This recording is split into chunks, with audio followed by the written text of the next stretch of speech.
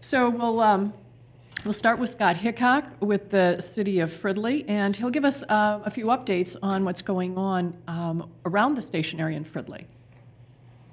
Thank you, Jana. As you mentioned, I'm Scott Hickok. I'm the Community Development Director for the City of Fridley, and we have some exciting things that are happening. And as was mentioned in the earlier part of our discussion, these things haven't happened without some help and some creative assistance in ways. But let me tell you about some of these things. First of all, we have our Gateway Northeast development. We mentioned on the slide here that by May 29th, we were expecting a developer to propose a project of over 160 units of residential rental development on a 6-acre parcel that we have along University Avenue.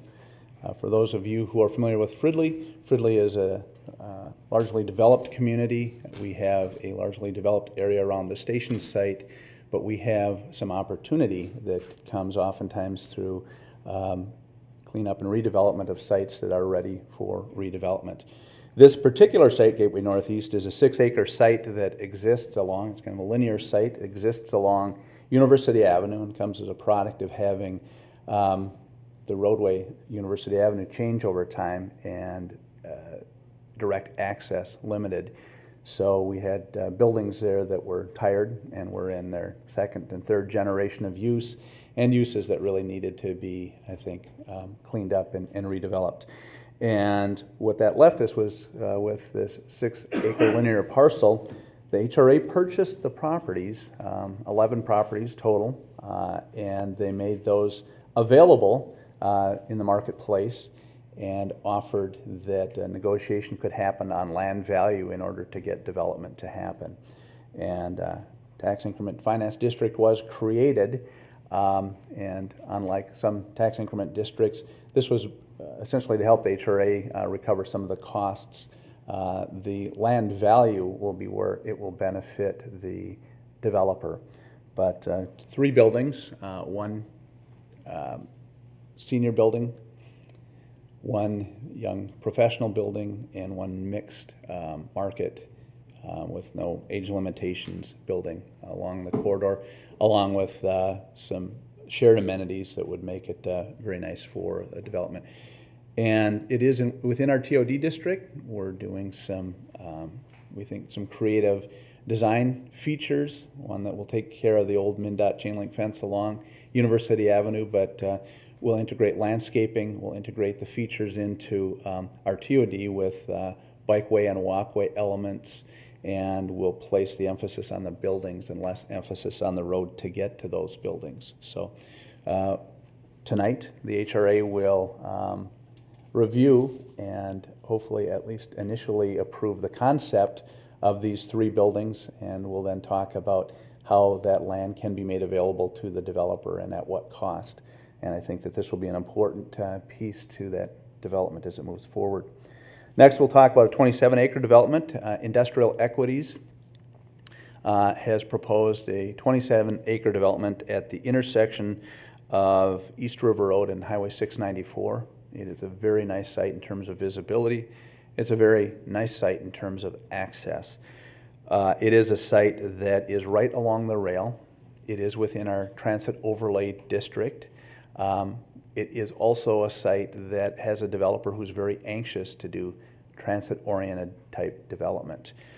Here too, we have an interesting, we think, ability to entice in that the city did, and its HRA staff, city and HRA staff spent time with the legislature along with the mayor and the support of the council to create a district, a transit TIF district, Transit Tax Increment Finance District, that would allow development that would happen within our transit overlay district then to feedback increment to finance infrastructure in the area to better enhance an area that right now is developed but really needs some of the connectivity pieces that would make a TOD and riding the train or getting on the bus a lot easier from where we're at. So this 27-acre development, the developer has interest in still starting the first phase of that development, 134,000 square feet is what they're looking at in the office, showroom, warehouse building of a high finish that would then be complementary to and basically help screen more unsightly elements of the rail yard. You know, we have the largest transshipment yard or hump yard between Chicago and Seattle in Fridley that we share with the North Minneapolis, and some of that can be a bit unsightly. This new building would screen the rail from the new development area, and then next to that building would be an office area of 300,000 square feet, and finally another residential project that would be of a higher quality and a higher value that would complement the architecture of the office complex that would be next door. All of this would be within walking distance of the train station and would be an important part to advancing our plans in our comprehensive plan.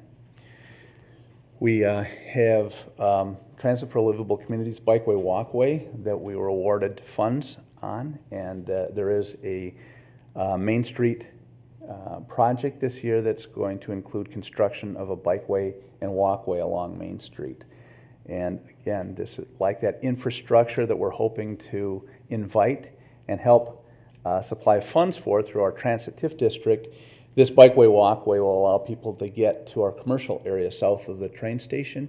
It also allows folks, we did a study of where the folks that have the least amount of income and most advantage for riding the train would be, and we find out that there's a very bad disconnect between where they live and how they would get to the station. Many of those folks don't have cars at all. Some of them have a single car in the household, and this really needs to be enhanced, we think. And we do have a transit enhancement grant that's been awarded to the city, and we have plans in the 2015-2016 timeframe to do a pedestrian bikeway walkway over 694 at Main Street. This will be an enormous help to getting folks to our train station. Beyond that, we have a 13-unit ACAP workforce housing complex that was approved. It was our first TOD master plan project. It is anticipated, if funding can be put in place, as they hope, that 2014 start will happen on that project. What's interesting about this is it replaces, it has an estimated value of $2.5 million. It replaces a building that exists on the site that has $165,000 value. And so, of course, as the first test to what our TOD overlay flexibility might do, this tells us that there is some incentive that's been given, and somebody has taken that invitation to bring us a project that really ups the value and brings a lot more people closer to the train station who could really use that train. There's the TOD master plan that we are working on. We were given an LCDA grant by the Metropolitan Council in the amount of $100,000 to help us plan the land use area to really be a complement to this study and to helping us to further understand the acreage around the train station and how other redevelopment might come together to make this whole development site work well. And then finally, this bears mentioning, even though it's outside of what we would call the walk shed for the train station, we have 122-acre development, the FMC site redevelopment. Many of the folks currently, the more contemporary name is the BAE site, south of 694 along the rail. And that is 122 acres that has a 2 million square foot armaments assembly building on it that will soon become 1.5 to 1.8 million square feet of modern mixed industrial, some warehouse, some manufacturing, some office showroom, and possibly even some retail along East River Road. So again, they could take advantage by shuttle to getting to the train station, and the value of having all those new jobs back. We're anticipating 3,500, as many as 3,500 new jobs that may even encourage a shuttle connection between this site and our train station. Thank you, Scott. Jim McComb will provide some market insights into the Fridley market. I'm going to talk about some things that aren't on the slide, because you can read the slide. One of the things that we found interesting was we looked at the market share that was being achieved of riders on the commuter rail compared to the number of people that worked in Minneapolis to determine how each community was doing in capturing that commuter patronage. The Fridley station had the lowest capture rate for a couple of reasons. One, we learned from the realtors that Fridley is considered an extremely convenient location, so you can get to almost anywhere in the metropolitan area very easily out of Fridley. And after the train leaves Fridley, it has about a 7-minute dwell time in the Burlington Northern Yards while they're shifting their freight rail around. And then it proceeds on to Target Station, and then the rider would transfer to a bus to go into the heart of downtown.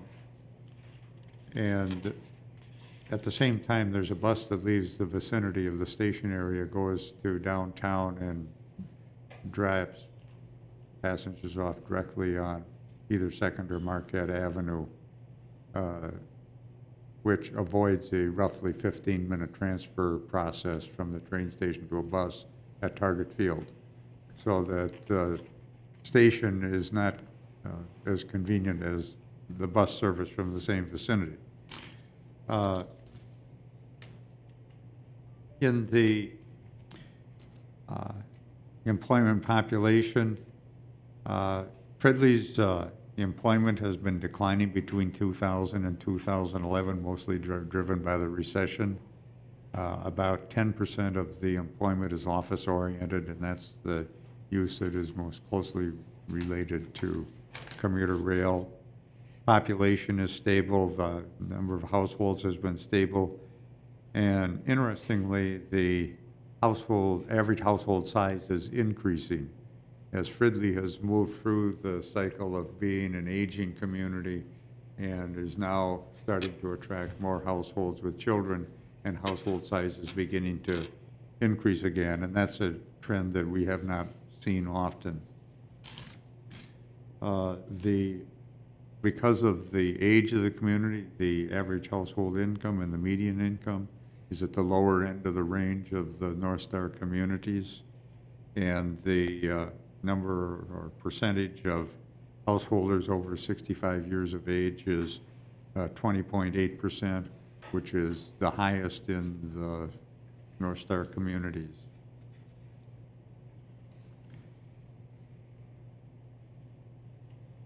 Owner-occupied units. Interestingly, the number of owner-occupied units is decreasing.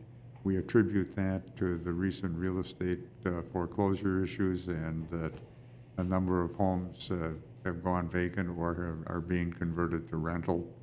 And as a result, the renter-occupied buildings are increasing, and the percentage has increased over the past 10 years from 32% to 34.6%.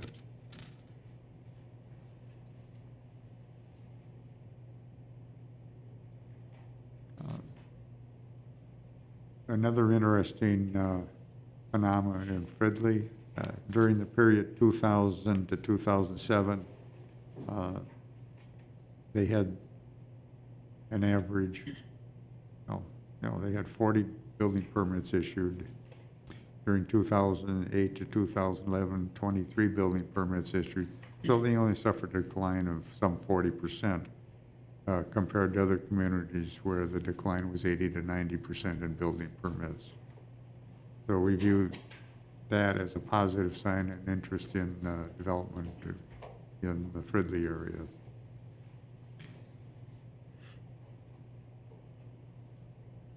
And for the Fridley market, we're estimating station area multifamily demand in the 5-year period 2013-2017 between 69 to 83 units per year. And when we look at multifamily buildings outside of the bigger projects that are built in Minneapolis, many cases they tend to be multiples of building sizes of in the mid-40s to 60 units per building.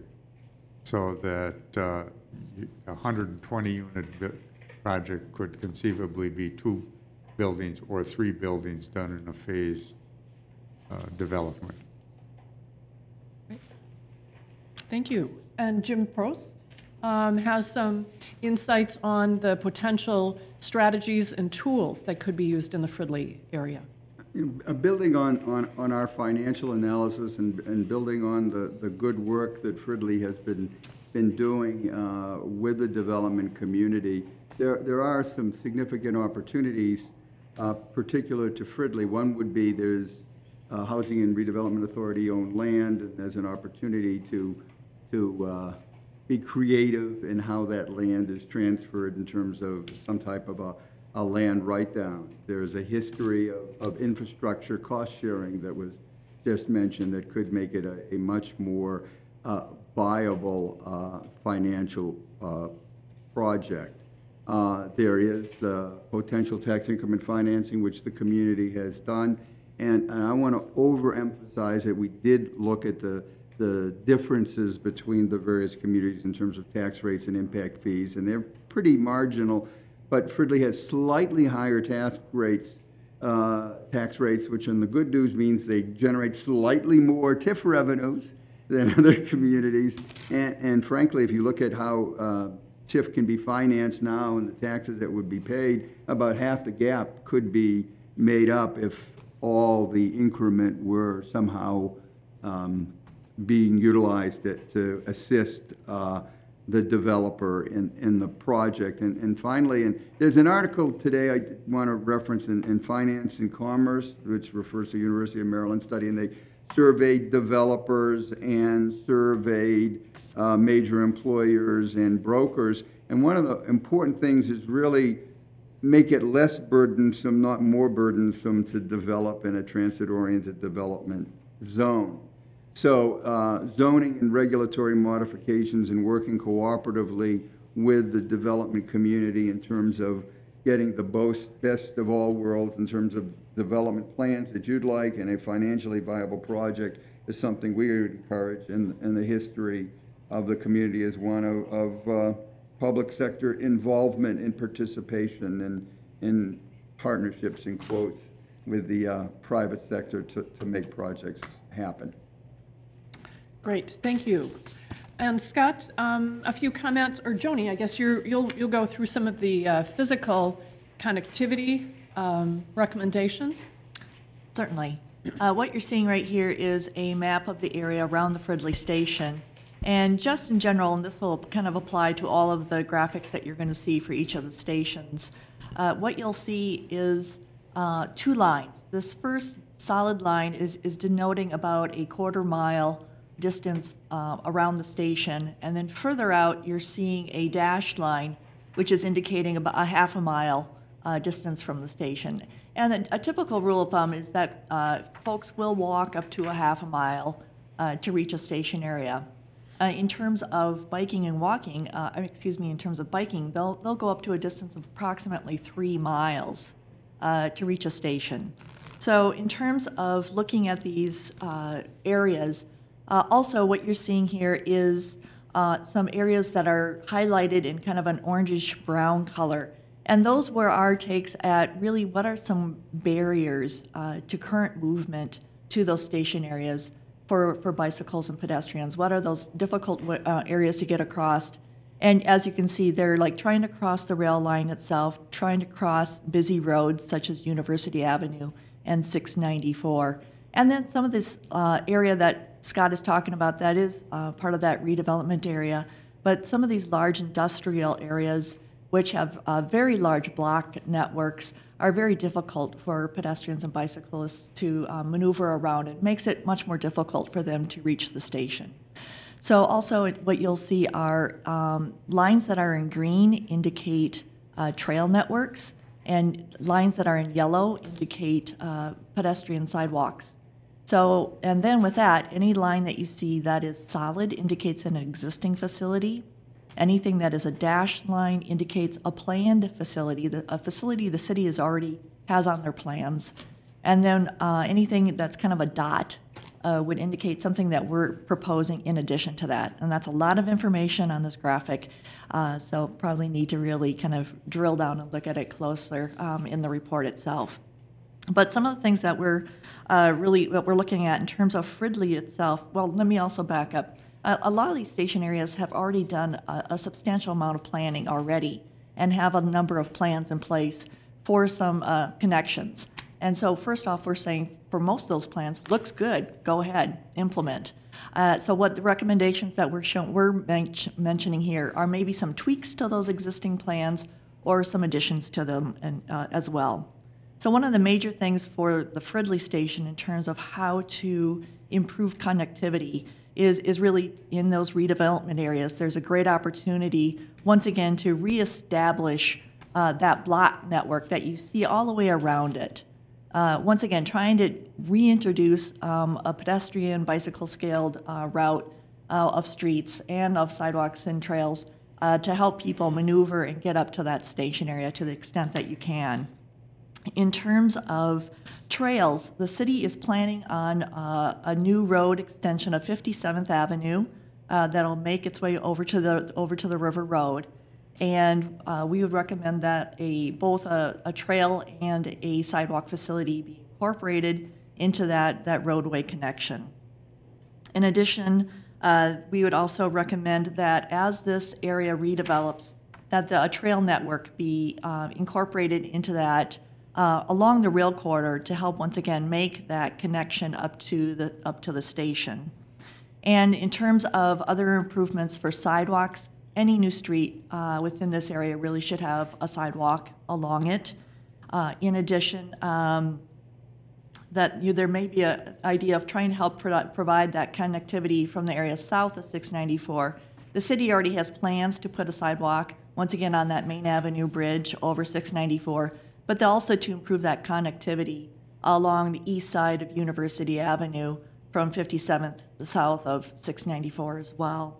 And then lastly, once again, sort of grade separated crossings. As University Avenue is such a busy street, the city may want to consider and is considering some sort of a pedestrian bridge over University Avenue up in the vicinity of the station.